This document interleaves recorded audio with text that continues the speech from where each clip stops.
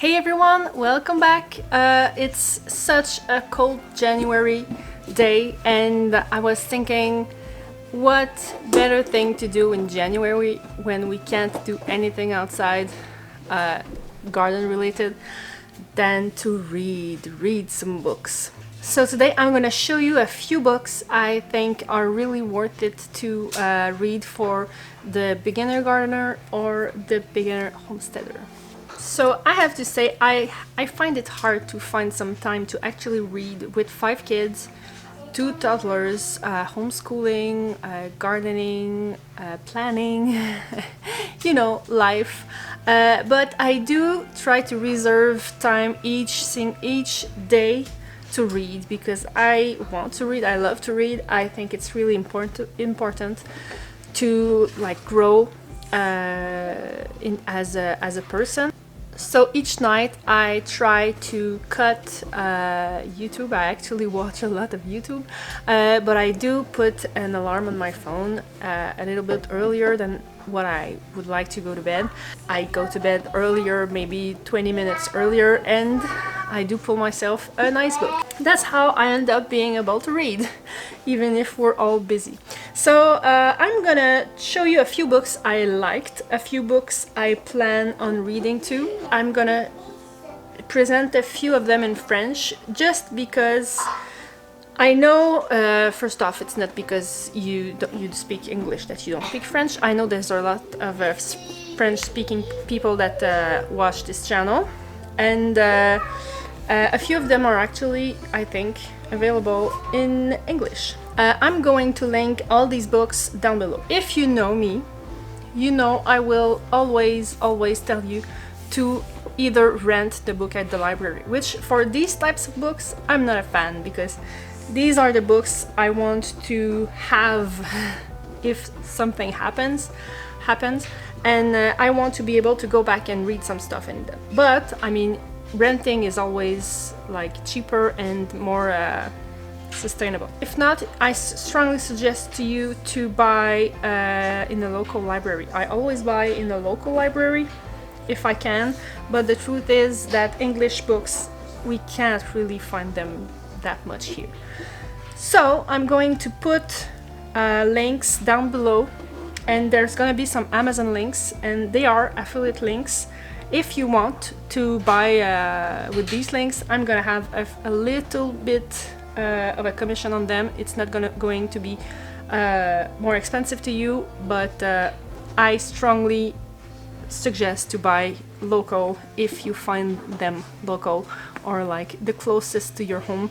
I'd rather help small businesses than big ones. So we're gonna start with Jean-Martin Fortier, Le Jardinier maraîcher. I am pretty sure that he has this one in English. This one or this one. I'm gonna talk about them, both of them right now. Le maraîchage nordique.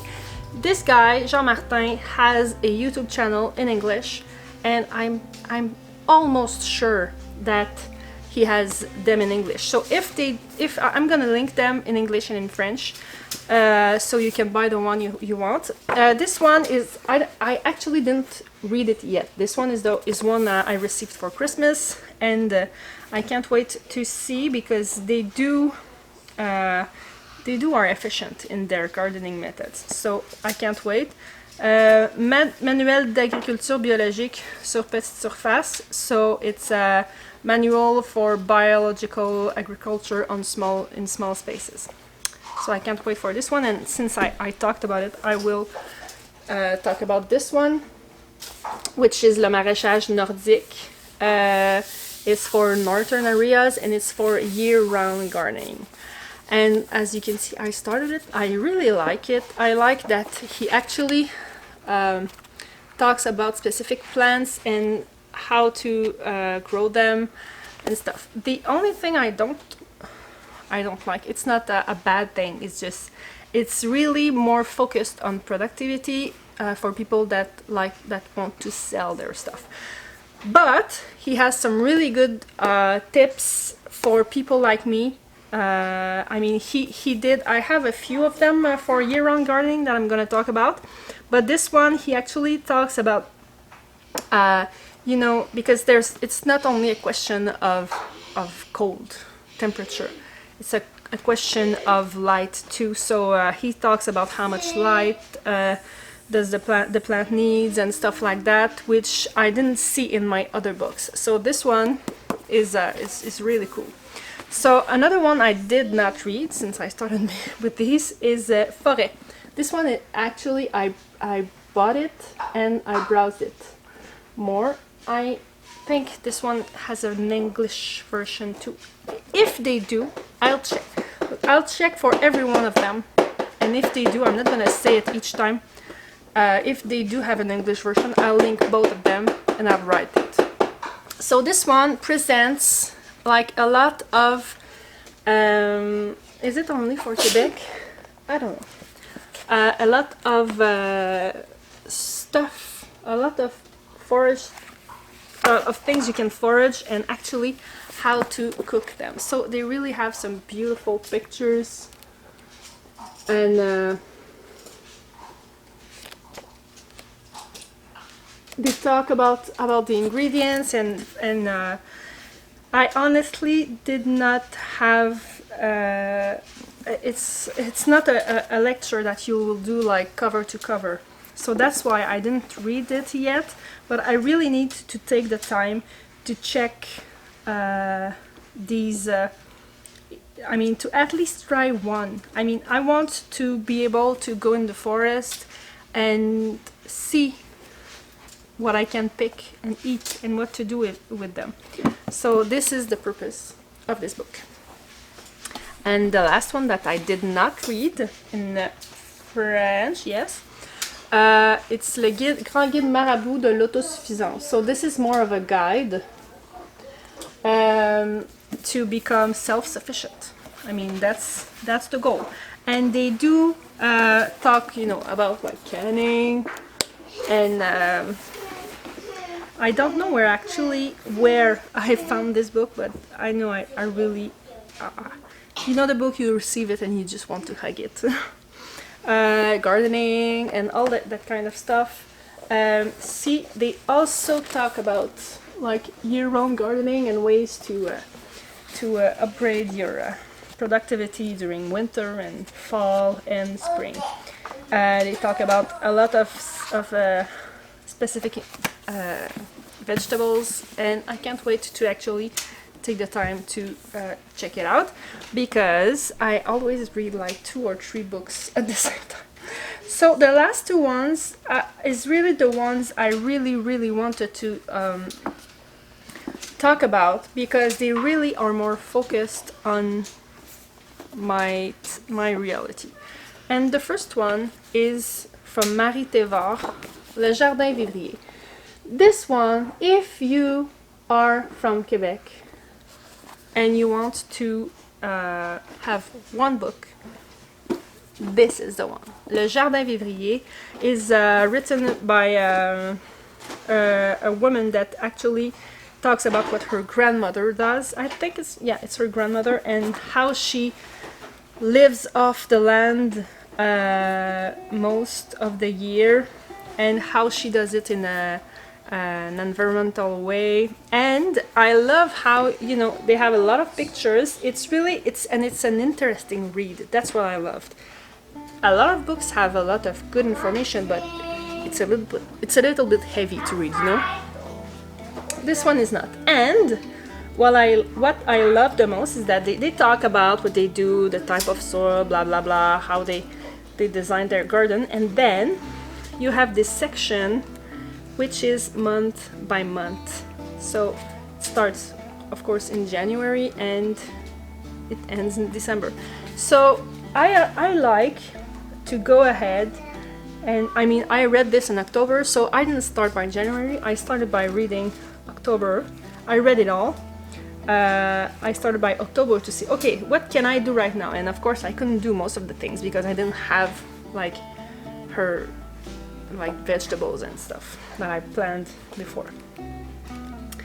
And so you can go, and I go back month by month. I read it all, and then when January arrived, even the end of December, I read back January. What can I do in that? What I want to do, and it's getting really interesting because it helps to have someone guide you in the few steps you want to make to become more self-sufficient. And she also talks about chickens, which the day we're gonna have chickens, of course I'm gonna read a lot more than books that talk a little bit about them. I mean, I want to go deep into the subject, but in this book I learned that we want some specific types of chickens here. So when I read comments about this book, a lot of people were opposing these two books together, Marie-Thévard and the Northern, le maraîchage nordique, which I think is a shame because I think both methods can go together.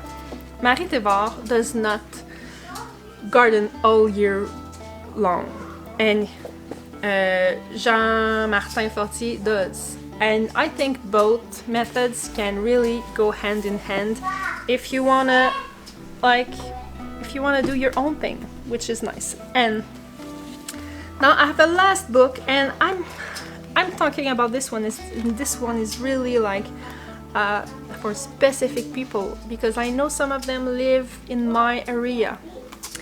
This one is not a book you can find in libraries. If you want to buy this book, send me a message and I'll try to connect you with the person, because you have to actually get in contact with the person that wrote the book, Camille Bichard-Plot. It's Un leg plus grand que nature. Un leg plus grand que nature. And this one is the same principle as the one as I talked to you about. It's a girl that actually wrote the book about what her grandmother does. But her grandmother lives like, I don't know, 30 minutes, an hour away from me. She lives in a zone 2. And I've said it before, one of the big challenges that, I've said it before, but I don't think you actually saw the video where I said it. A big challenge from growing where I grow is, of course, the cold, the short season, the short days. But it's hard to find content.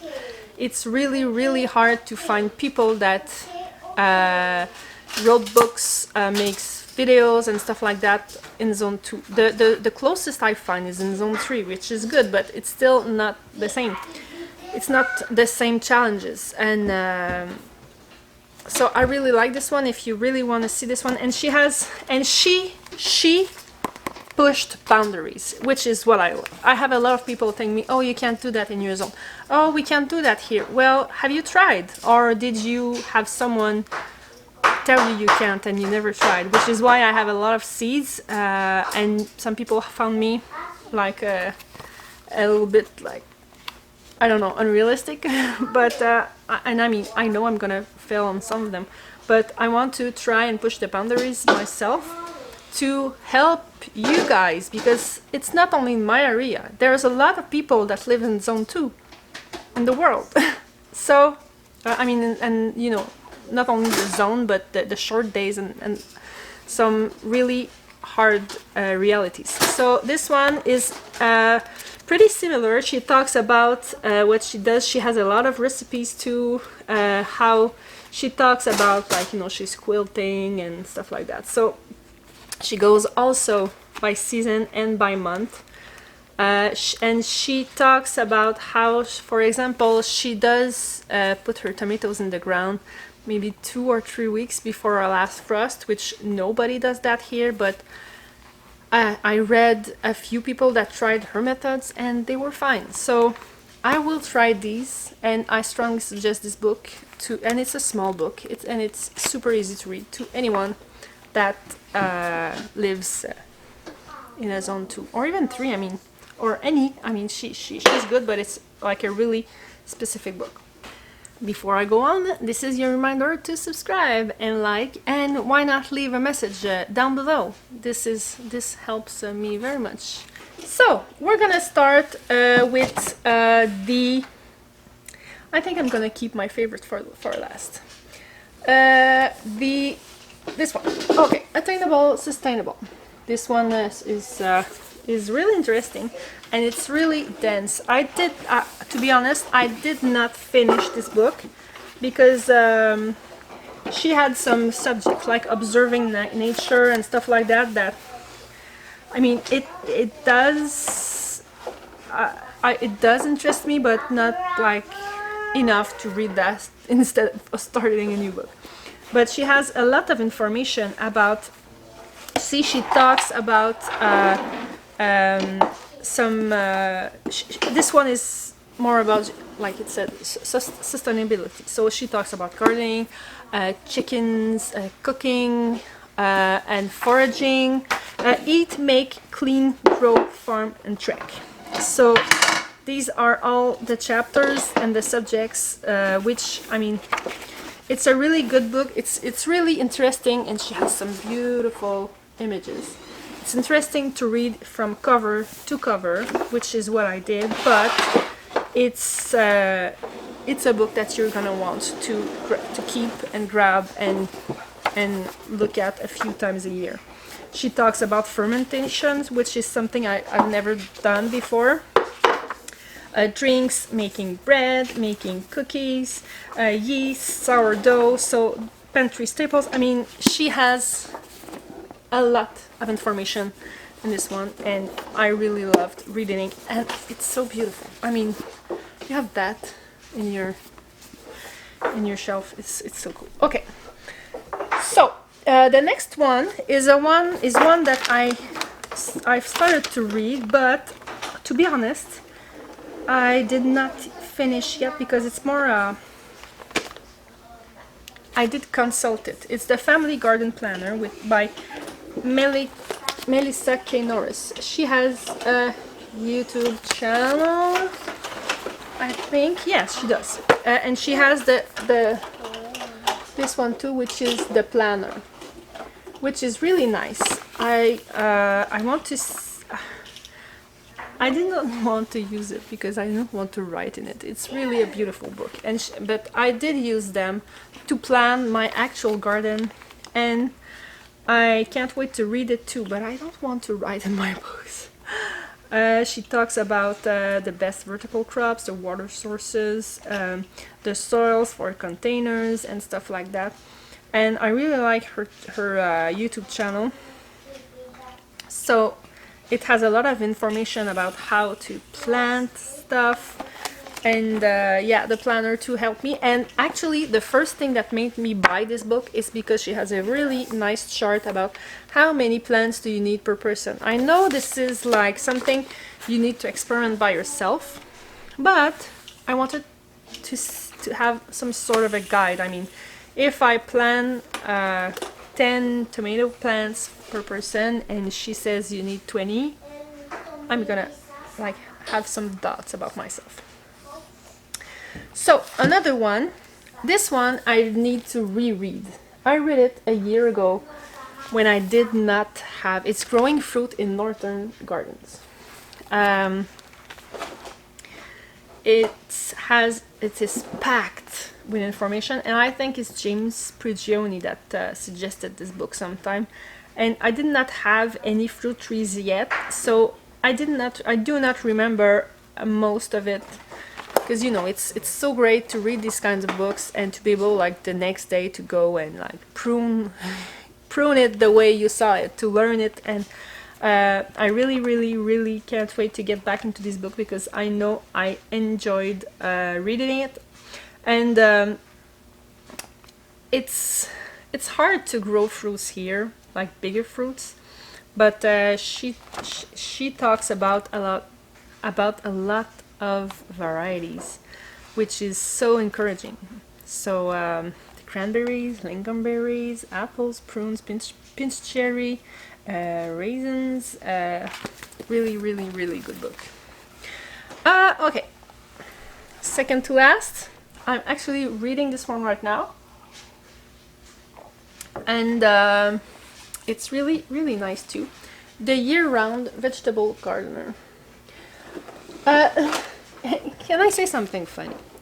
I went to see the reviews of this book on Amazon, and she had a few like 1-star reviews, and because it's written how to grow your own food 365 days a year, no matter where you live. And look at the cover.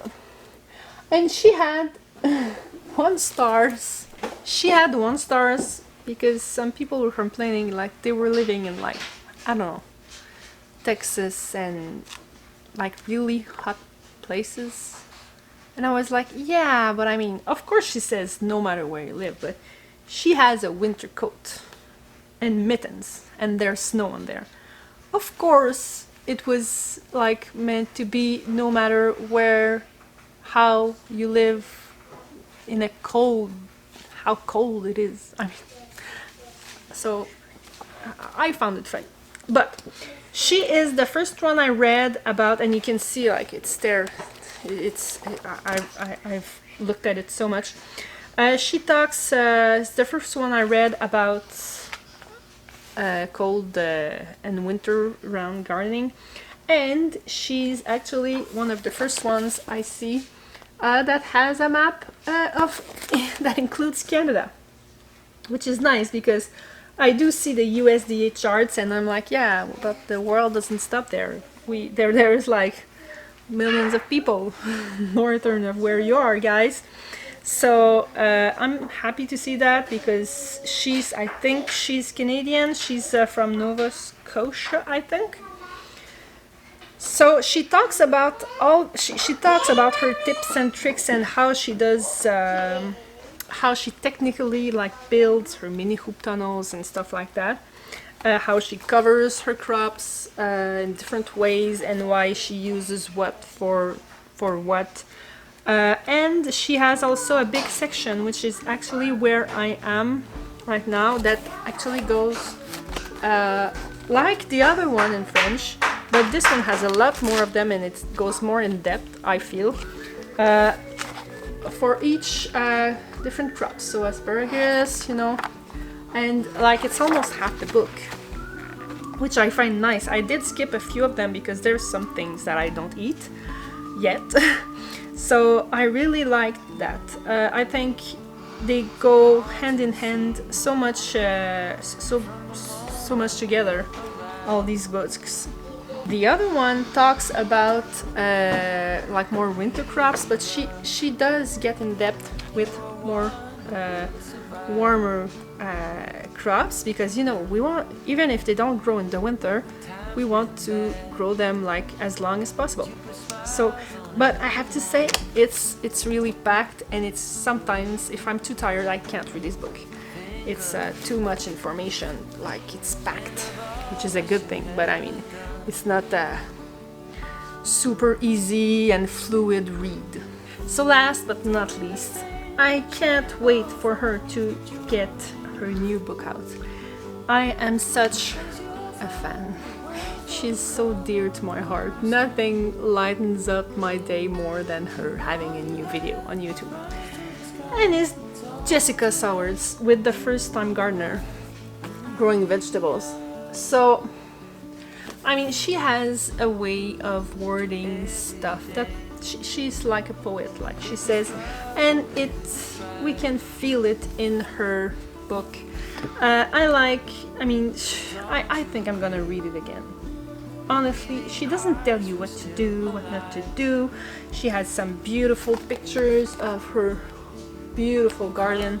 She really goes around all the basics, starting seeds, fertilizer, compost, blah blah blah. So it's really a nice book to read as a first-time gardener, just like the title says. I think I took like 3 days to read this book. It was so captivating. I love Jessica. I love her videos. I love everything she does. She has that way to make you fall in love with your garden, which is her goal. You can also please leave me down below comments about the books you think I should read, because when I'm done with these books I don't have anything else to read, so I don't know if I'll have enough to read until I need to plant my garden. So leave a comment down below. So thank you again for being with me all this time. I hope you enjoyed these suggestions, and see you next time. Bye!